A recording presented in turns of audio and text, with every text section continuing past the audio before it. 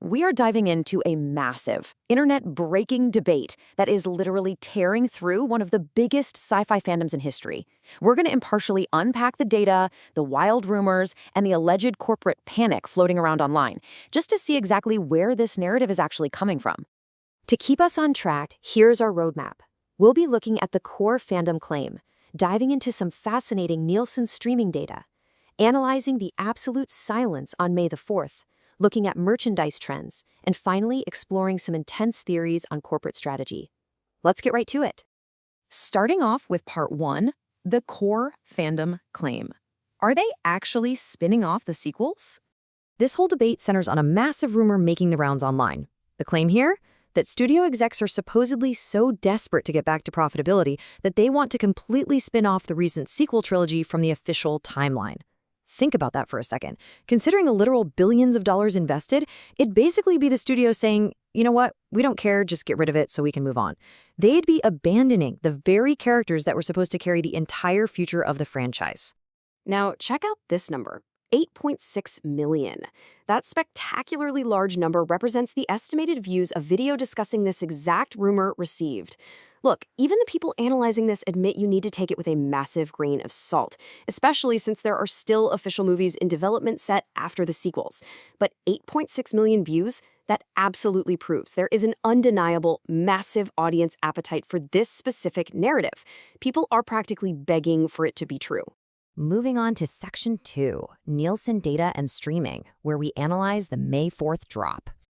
There is a really fascinating contrast in how this information is being framed.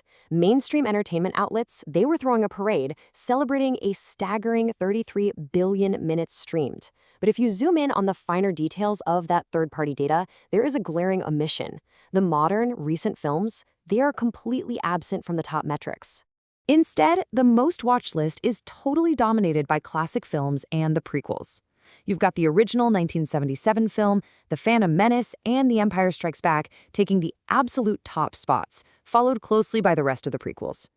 Audiences are flocking to see legacy characters like Luke Skywalker, Darth Vader, and Obi-Wan Kenobi, and they're kind of just leaving the newer heroes in the dust.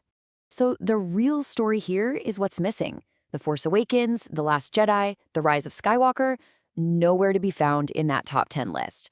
The exact same goes for several recent high-budget streaming shows like The Acolyte. For a lot of analysts, this total failure to chart proves the modern era of the franchise is, well, pretty much dead in the public imagination. And it gets even more interesting when you look at the generational breakdown.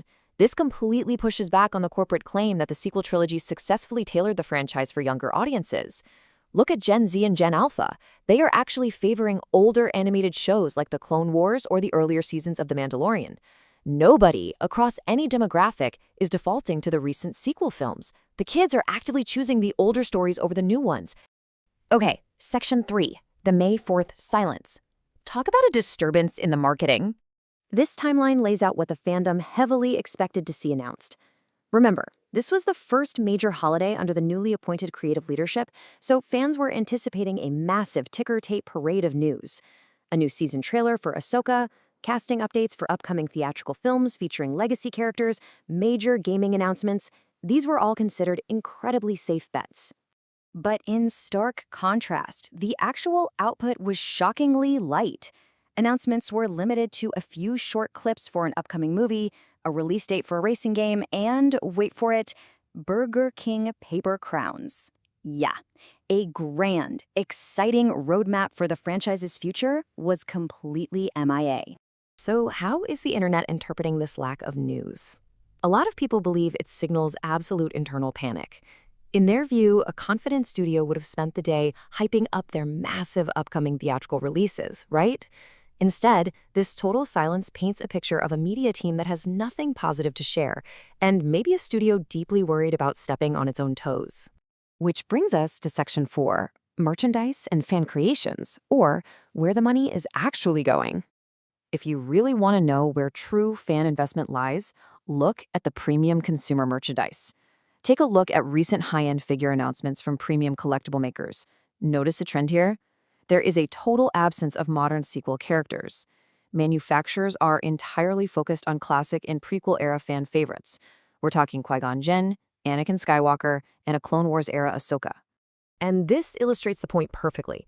When an artisan-crafted, highly detailed Qui-Gon Jinn figure drops with a staggering $400 price tag and it sells out almost instantly, that proves there is still a massive, hungry market out there.